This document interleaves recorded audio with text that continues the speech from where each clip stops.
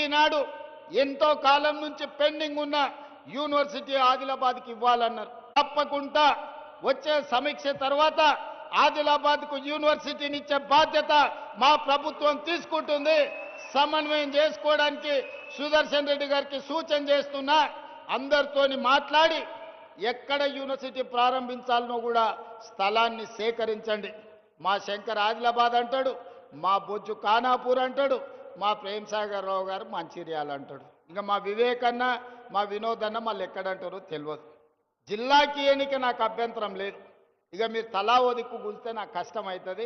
మీరు అందరు కలిసి ఒక అభిప్రాయానికి రాండి. నాకైతే ఇంద్రవెల్లిలో కడితే బాగుంటుందని అనిపిస్తుంది. నా మనసుకైతే ఆడ బావోజీ ఆడ జాతర ఉన్నది, నాగోబా జాతర, అక్కడ ఇంద్రవెల్లిలో కడితే మంచిగా ఉంటుంది. అక్కడికి వచ్చేటోళ్ళు ఉంటారు. ఇంద్రవెల్లి యూనివర్సిటీ అని పెట్టుకుంటే చరిత్రలో కూడా గొప్ప పేరు ఉంటుంది.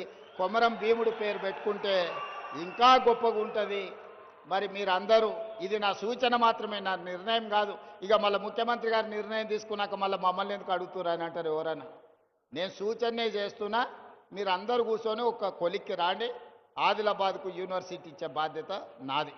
అనుమతి ఇచ్చేది నేను, కానీ ఎక్కడ పెట్టుకోవాలనేది ఇక మీరే కూర్చొని మాట్లాడుకోరా. మళ్ళీ ఆ పంచాయతీలకు మాత్రం నన్ను లాగకండి. మీకు యూనివర్సిటీ ఇచ్చి మన పిల్లల్ని చదువుకునేటట్టు, చదువుకున్న వాళ్ళకు ఉద్యోగాలు ఇప్పించే బాధ్యత నాది.